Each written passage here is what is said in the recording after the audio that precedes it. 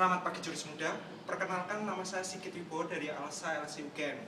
Dalam kesempatan kali ini, saya akan mempresentasikan isi legal review yang telah saya buat dengan judul Dimensi Pengembalian Aset dalam Perkara Tindak Pidana Korupsi dari Perspektif Hukum Nasional dan UNCIC tahun 2003. Mengapa saya mengambil judul tersebut? Ada 3 hal yang melatar belakangi saya mengambil judul tersebut. Yang pertama, dampak dari perkara tindak pidana korupsi selain menimbulkan suatu kesengsaraan juga menimbulkan ketidakadilan dalam masyarakat Indonesia, sehingga kita perlu sekali untuk mengkaji masalah pengembalian aset dalam perkara tindak pidana korupsi yang terjadi di Indonesia. Yang kedua, belum optimalnya pengembalian aset dalam perkara tindak pidana korupsi, terutama pengembalian aset yang ditempatkan di luar negeri. Yang ketiga, kurangnya perhatian dari para juris mengenai hukum pengembalian aset dalam perkara tindak pidana korupsi, terutama dalam hal ini adalah tahap pos adjudikasi sistem peradilan pidana tipikor di Indonesia. Untuk yang pertama, pengembalian aset dalam perkara tindak pidana korupsi menurut hukum nasional, yakni ada 2 sumber. Yang pertama, peraturan perundang-undangan, yakni undang-undang tentang pemberantasan tindak pidana korupsi beserta perubahannya.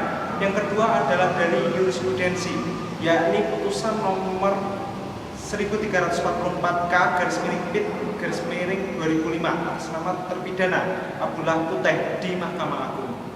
Mulai yang dari pertama, yaitu mekanisme pengembalian aset menurut peraturan perundang-undangan, dalam hal ini Undang-Undang tentang Pemberantasan Tindak Pidana Korupsi beserta perubahannya. Melalui mekanisme pidana ada 5 cara dalam melakukan pengembalian aset.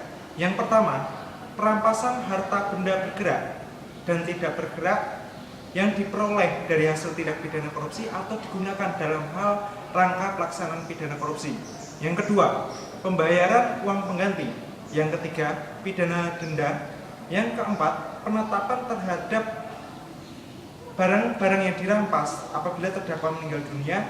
Yang kelima adalah putusan perampasan barang untuk negara dalam hal terdakwa tidak dapat membuktikan bahwa harta bendanya bukan dari hasil tindak pidana korupsi pada saat diterapkan pembalikan beban pembuktian dalam persidangan. Yang kedua, pengembalian aset dalam perkara tindak pidana korupsi melalui mekanisme prosedur perdata sebagaimana yang tertuang dalam Undang-Undang tentang Pemberantasan Tindak Pidana Korupsi beserta perubahannya. Itu ada 3 cara. Yang pertama, gugatan perdata kepada orang yang tersangkut tindak pidana korupsi. Yang kedua, gugatan perdata kepada ahli warisnya bila mana tersangka meninggal dunia dalam tingkat penyidikan. Yang ketiga, gugatan perdata kepada terpidana dan atau ahli warisnya bila mana putusan telah berkekuatan hukum tetap. Pengembalian aset dalam perkara tindak pidana korupsi menurut sumber hukum yang kedua, yakni jurisprudensi atas nama putusan MA nomor 1344K/Pit/2005 atas nama terpidana Abdullah Puteh, di mana ini jurisprudensinya sangat fenomenal sekali bagi putusan-putusan pengadilan yang ada di Indonesia, di mana pelaku tindak pidana korupsi yang mengembalikan kerugian negara secara sukarela akan menjadi alasan yang meringankan bagi penjatuhan putusan nanti.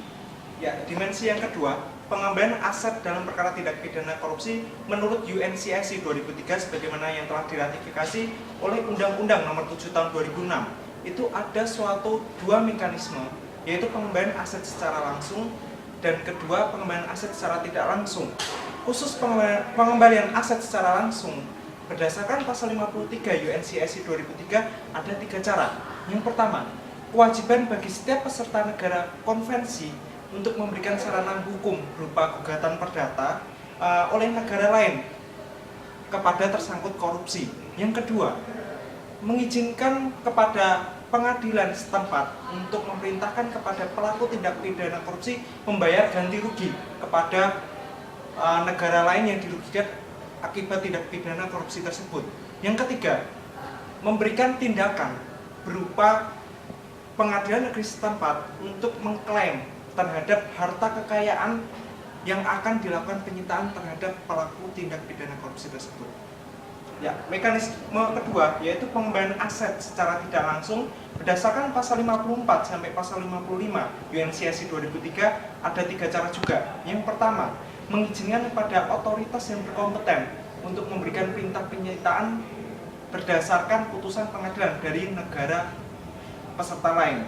Yang kedua, yaitu otoritas yang berkompeten tersebut memiliki yurisdiksi terhadap kekayaan yang berada di luar negeri berdasarkan putusan atas kejahatan pencucian uang atau putusan berdasarkan kejahatan tindak pidana korupsi selayaknya menggunakan prosedur hukum nasional tersebut.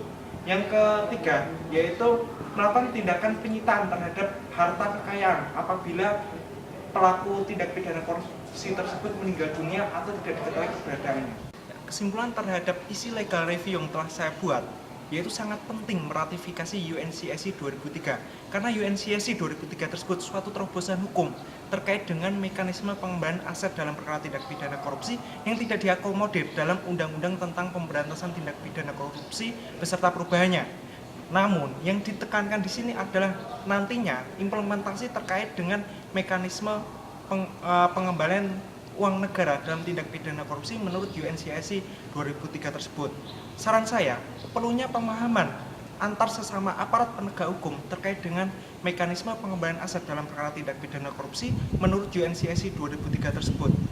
Karena realisasinya sejauh ini belum optimal dalam pengembalian aset di luar negeri. Cukup sekian dari isi presentasi saya. Apabila ada salah ucap, mohon maaf sebesar-besarnya. Wabillahi taufiq wal hidayah. Wassalamualaikum warahmatullahi wabarakatuh. I'll always be one.